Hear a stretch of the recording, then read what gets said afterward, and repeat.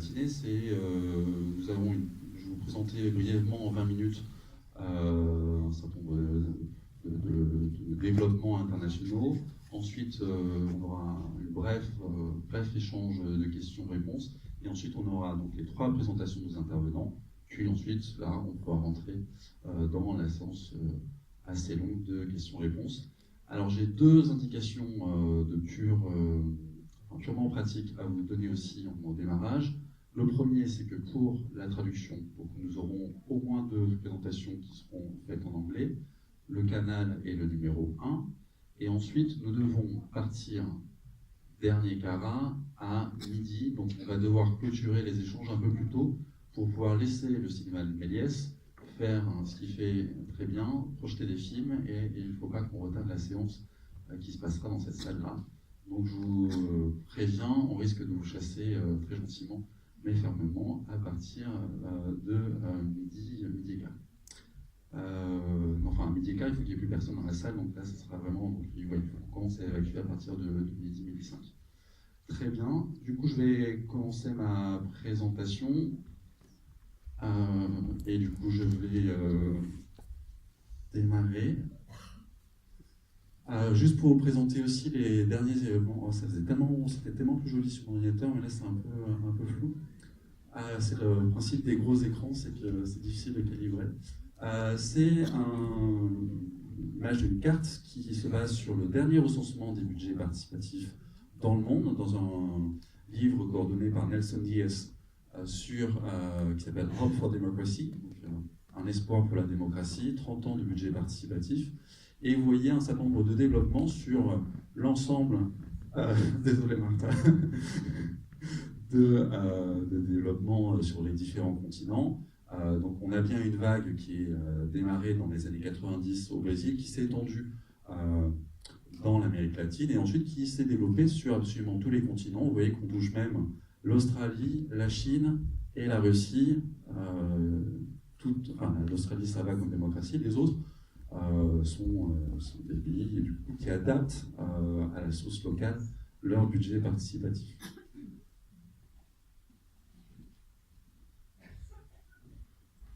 Alors, juste pour vous préciser en introduction, donc, les budgets participatifs se sont adaptés à différents lieux, mais on a sur chaque expérience différents types d'objectifs. Et selon les pays, on vise plus ou moins la transparence, ou d'autres, c'est plutôt la question de la justice sociale. Sur la question de l'Amérique latine, comme l'a précisé Yves Saint-Omer hier, on avait toute une série de critères et de processus qui faisaient que les zones qui étaient défavorisées, donc on est dans un contexte, j'y reviendrai, qui était un peu particulier, mais la question de la justice sociale était vraiment centrale, alors que ça l'est beaucoup moins sur les cas français. On a aussi la question de la politisation qui est importante. Donc là, par exemple, l'expérience citée hier sur les budgets participatifs des lycées en région Poitou-Charentes, en Pas-de-Calais, dans la région Centre-Val de Loire, font que ça contribue à cette question de la politisation. La question de la capacitation, c'est aussi renforcer le pouvoir d'agir des sociétés civiles, notamment des organisations qui visent à rassembler des résidents. Ensuite, on a la question de la réactivité. Donc là, c'est des choses qu'on voit beaucoup en Allemagne, notamment, enfin qu'on a beaucoup vu en Allemagne, un peu moins maintenant, mais qui visait à moderniser l'administration et à les rendre concrètement, pour faire certaines démarches, je pense que Martha Osario je pourrais en parler peut-être, la question des agendas 21, il y a quelques temps, qui visait à faire la transversalité, à organiser une certaine transversalité des services. Les budgets participatifs contribuent aussi à organiser cette transversalité-là. Après, il y a la question de la légitimité, et j'y reviendrai. Bon, ça donne un nouveau, puis ça a été aussi dit, évoqué hier dans le débat, donner un nouveau poids, une nouvelle légitimité à certains projets qui patinaient. Daniel Assouline en parlait en évoquant hier. Et donc ça permet de donner un certain nouvel élan. Ensuite, sur la slide suivante, merci. On a l'envers de la pièce, en fait, sur chacun de ces objectifs-là, il y a un certain nombre de recherches qui se posent des questions sur à quel point ces objectifs ont été atteints et à quel point on ne peut pas avoir aussi des effets pervers. Donc sur l'aspect transparence, c'est parfois aussi faire accepter une certaine austérité. Et j'y reviendrai dans le cas du Brésil, c'est assez intéressant. On a la question de retrouver une légitimité électorale. Donc là, je pense notamment à certaines villes qui, au Brésil, pouvaient copier, on va dire, le nom du budget participatif, mais sans faire un budget participatif. On a la question de retrouver, de rendre une administration plus polyvalente, plus transversale, j'en avais parlé. On a aussi la question de la cooptation. Alors ça, c'est une question qui est cruciale en Amérique latine, me dit-on, mais aussi par ailleurs en Europe, sur le fait que, comme on a pu le voir par ailleurs en France sur les conseillers de quartier, où certains conseillers de quartier sont ensuite retrouvés sur les listes en ayant démontré leur capacité à organiser des choses, à être en lien avec un certain nombre de personnes. Donc là, on a le fait de coopter des nouveaux alliés. Et là, cette question-là de la question du lien avec l'indépendance de la société civile par rapport aux partis politiques était vraiment là à l'origine du budget participatif de Porto Alegre. Ensuite, on a d'autres objectifs qui peuvent être aussi de la communication. Alors, moi, une question qui m'interroge en ce moment, c'est et la démocratisation dans tout ça. On a quand même un pays maintenant au Brésil qui vient de voter pour un candidat qui s'appelle Jair Bolsonaro. Et même à Porto Alegre, là je vous ai donné les chiffres de Porto Alegre, qui pourtant avec une forte tradition associative, une forte tradition à gauche en tout cas jusqu'à la fin des années 2000, on a même Jair Bolsonaro qui a été élu face au PT alors que ça avait été un bastion du PT pendant au moins 3 mandats. Ça interpelle de se dire quels sont finalement ces effets à long terme du budget participatif. Alors sur Porto Alegre, ce qui était intéressant, c'est de voir que c'était aussi à la confluence de différents problèmes urgents. Il y avait la question de la démocratisation, puisqu'on était à la sortie de la dictature. On avait la question de la réforme urbaine, avec les questions de problèmes de quartiers informels, comme on dit, donc ce qu'on appelle communément les favelas, mais c'est un peu plus compliqué que ça. C'est le fait que des terrains sont occupés pour répondre à des demandes de croissance urbaine, et alors que ces terres-là appartiennent à d'autres personnes, et du coup, comme ce ne sont pas des terrains publics, se pose la question de, concrètement, l'accès aux services publics. Ensuite, on a la question du clientélisme, avec la culture du 3-4 Favos, où là, pour le coup, le budget participatif visait à changer la donne et à avoir un dialogue transparent. Là aussi, Yves Saint-Omer l'a évoqué hier. Et puis, la question de la réponse aux inégalités croissantes, où les premières études sur Porto Alegre montraient comment ça permettait de donner plus aux quartiers qui étaient les plus défaillants en termes de services publics. Alors, sur les apprentissages, de fait, sur Porto Alegre, un temps, on se rend compte que c'était peut-être une exception par rapport à ce qui s'est fait au Brésil, où le terrain, en tout cas le panorama est beaucoup plus contrasté avec un certain nombre de villes sur lesquelles on n'a pas eu du tout les mêmes effets, notamment sur la lutte contre le clientélisme, avec des effets par contre sur l'apprentissage politique qui visait pour un certain nombre de partis. Il y a il y a quelques chercheurs en France qui ont documenté ça et qui, sur le fait de renouveler une sorte de nouvelle forme de clientélisme via le budget participatif, notamment le nord-est, donc au nord-ouest du Brésil. Alors, ce qui était ainsi important, c'est de voir que dans le contexte de Porto Alegre, le budget participatif est né dans un contexte de nouveau contrat fédéral, où on était dans un contexte de décentralisation avec des ressources accrues et des pouvoirs accrus pour les villes. Et là, moi, c'est quelque chose dont on pourra en parler certainement dans les questions, qui m'interpelle par rapport à la situation en Europe, en France en particulier, mais ce n'est pas le seul pays, où on a plutôt l'impression que la décentralisation, notamment en termes de ressources financières, ne va pas du tout dans le même sens. Donc c'est difficile de comparer ce qui s'est passé en Amérique latine et ce qui se passe maintenant. Ensuite, il y a eu un essoufflement, et donc là j'étais à Porto Alegre cet été, et pendant 2 mois j'ai vu un certain nombre d'assemblées. C'est passionnant de voir que même quand une expérience qui pour eux s'est essoufflée, enfin pour notamment les acteurs les acteurs associatifs, ça reste quand même assez fascinant à voir la qualité des débats. Alors, dans les débats, il y a aussi beaucoup de critiques, et parmi les critiques qui reviennent, c'est le fait que la mairie ne fasse pas les travaux qui ont été demandés et le budget participatif. Pourquoi ? Parce que dans plusieurs États brésiliens, il y a une vraie crise financière qui fait que En plus de la crise financière, le système, la manière dont les budgets fonctionnent fait que c'est impossible en fait de faire des prédictions, puisque le budget pour l'éducation est un budget spécifique qui est totalement séparé du budget de la santé, par exemple. Donc ça, ces projets-là peuvent éventuellement être financés. Par contre, ensuite, ça a un effet d'entraînement sur la masse salariale qui est énorme, alors que d'autres projets, notamment des projets qui avaient été préparés pour la Coupe du Monde de 2014, ne sont toujours pas livrés parce que ces budgets-là ne sont toujours pas transférés de la fédération vers la Ligue de Porto Alegre. Il y a aussi un effet de l'élitisation. Ils ont changé globalement les règles. Alors, ce qui est important de noter aussi pour les budgets participatifs en Amérique latine, c'est le fait qu'on ait un système de représentation avec des délégués. Et ces délégués, en fait, avant, il y avait des règles de non-renouvellement, donc on pouvait faire un mandat, mais pas plus. Et là, maintenant, depuis 10 ans, c'est les mêmes, en fait, qui étaient là il y a 15 ans quasiment. Donc il y a un phénomène, au lieu que ça tourne, qui s'est aussi un petit peu fossilisé. Et puis, une chose aussi qu'on voit dans les débats, c'est aussi une sorte notamment la nouvelle municipalité qui est entrée en fonction il y a 2 ans, une certaine forme de mépris, où toutes les demandes, en fait, même les acteurs associatifs n'arrivent pas à obtenir des entretiens, enfin, des rendez-vous avec la mairie, des réponses par mail, enfin, ça devient assez compliqué. Alors, ce qui est intéressant de voir par rapport à ce qui reste, notamment sur l'expansion dans le reste du monde, c'est voilà, l'élection des délégués. Carlos Menchaca va en parler, parce qu'à New York, par exemple, ils ont gardé ça.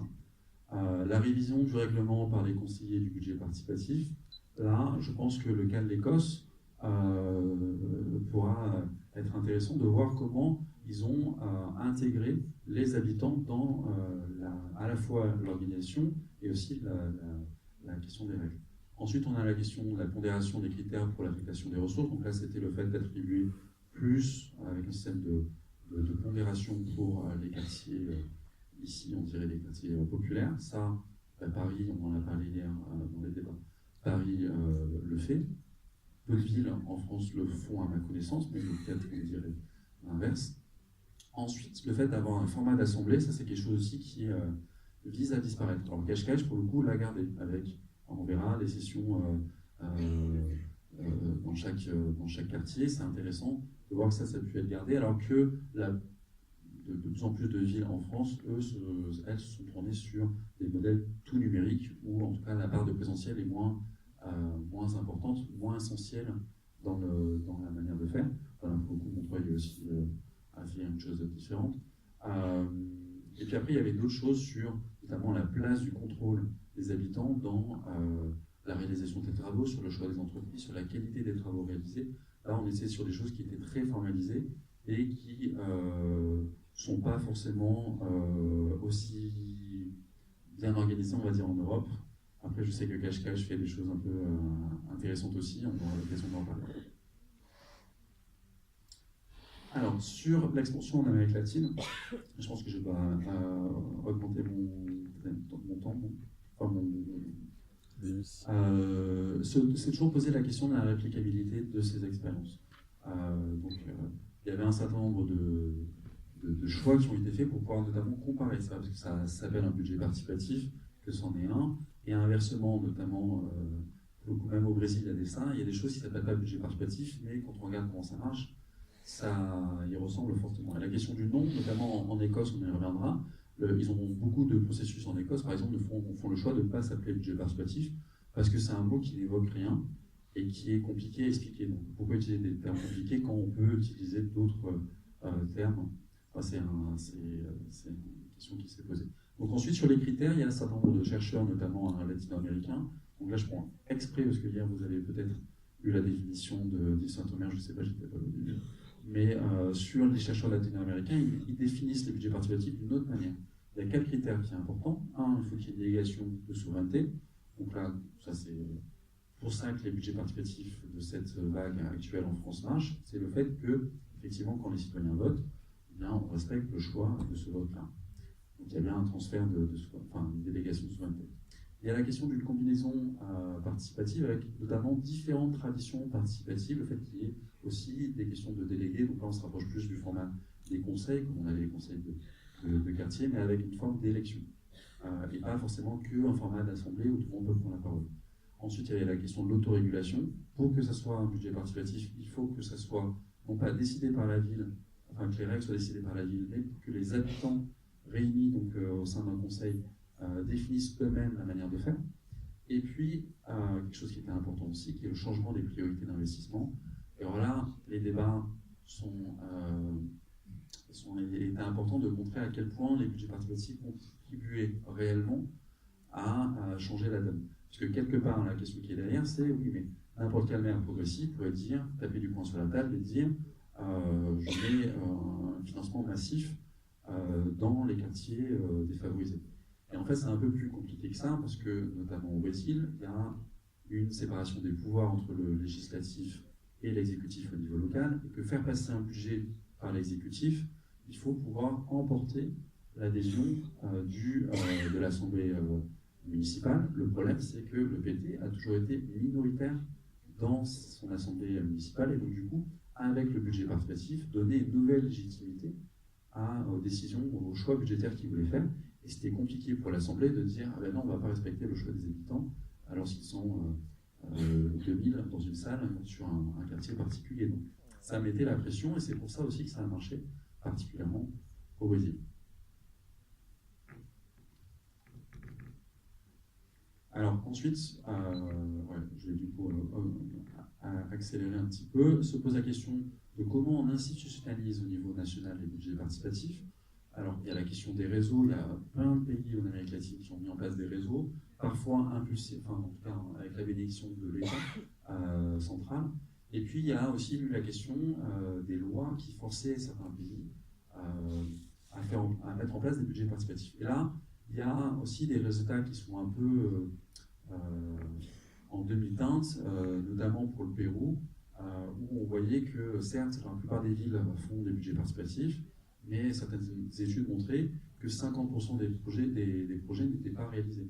Donc les gens ont fait tout le processus du budget participatif, mais finalement, on réalise que la moitié, et encore, il faut voir comment on a fait le choix dans la moitié. C'est là où les détails se cachent, le diable se cache toujours dans les détails, où justement, il y avait encore un deuxième round de négociations éventuelles où on pouvait réinstaurer des formats de clientélaires. Donc là, tout ça pour vous dire, c'est pas parce qu'on aura une loi comme on a eu la loi sur la démocratie de proximité en 2001, qu'on va réellement transformer la manière d'interagir entre les citoyens et les collectivités territoriales. Alors voilà, il y a une époque où on disait aussi qu'on ne peut pas réformer la société par décret. Enfin, je pense que la loi, ça veut dire. Sur l'Europe, ce qui est important, là, c'est un diagramme qui a été fait par un chercheur, avec deux chercheurs, dont Giovanni Legatti, qui est un nom que vous avez peut-être entendu parler. On voit en fait sur la plupart des processus qui avaient été démarrés dans la première vague des budgets participatifs, qui sont assez similaires avec les cas français. On est dans des processus consultatifs et non pas avec un vrai pouvoir de décision. Et du coup, toutes ces expériences-là sont plus ou moins mortes, puisque les citoyens participent une fois, deux fois, et quand on crée des espérances et qu'elles sont déçues, très vite ça tourne au vinaigre, et donc du coup, ces expériences meurent. Alors que les cas qui sont noirs, en fait, pour le coup, on a Cascais, on a Lisbonne dans la même période, qui sont nés à partir de 2009-2010. Cascais, c'est 2011, et donc du coup, ces expériences-là, elles, ont continué à prospérer, elles sont toujours vivantes, et là maintenant, le Portugal en est à plus de 200 cas, il me semble, enfin, c'est assez important. Après, c'est sur des valeurs qui ne sont pas toutes aussi importantes que Cascais. Okay. Du coup, je vais faire une slide. Non, je vais juste faire celle-ci en fait, parce que je pense que c'est un des débats qui est important sur la question de l'échelle du dessus. Alors, l'échelle du dessus, c'est comment on passe à une échelle nationale. Alors, dans le cas du Brésil, il y a un certain nombre d'États qui ont mis en place un budget participatif sur lequel il y a très peu d'études, donc je vais pour le coup travailler dessus. Sur le Chili, il y a eu, et la Malaisie, il y a eu des cas aussi où l'idée d'avoir un dialogue national sur ces questions-là. La Russie, alors pour l'instant, il y a beaucoup de rencontres qui sont faites avec l'aide des Russes, qui visent à on va dire, avec l'appui de la Banque mondiale, transférer des budgets participatifs, notamment à l'échelle régionale. Pour l'instant, il n'y a pas forcément d'évaluation très claire sur ce qui se fait et quels sont les effets produits. Sur le Portugal, c'était assez intéressant. Il y avait notamment, là, depuis 2 ans, un budget participatif qui est en 3 phases. Il y a un budget participatif pour les jeunes, un budget participatif scolaire et un budget participatif national. Et ce qui est intéressant, c'est que le Premier ministre actuel et l'ancien maire de Lisbonne qui avait lancé du coup le budget participatif à Lisbonne. Donc on se dit que peut-être un jour, quand on aura un maire, il y en a peut-être ici dans la salle, qui sont reposés sur l'idée de transformer les relations avec les citoyens avec le budget participatif, peut-être qu'un jour ça arrivera dans un contexte national. Puis on a eu avec Nicolas Hulot aussi le plan climat en France qui était aussi une modulation là-dessus. Donc je vais terminer maintenant. Et du coup, on va prendre des questions, sachant qu'il nous manquait plein de choses. J'aurais pu vous dire aussi qu'il y a quand même un gros débat depuis 5 ans sur l'aspect potentiel de la dépolitisation des budgets participatifs. Plus il voyage, plus il se dépolitise, un petit peu comme la pizza devient de la pizza italienne à la Pizza Hut ou la pizza surgelée. C'est un peu le même principe. Plus ça voyage, moins on perd la qualité.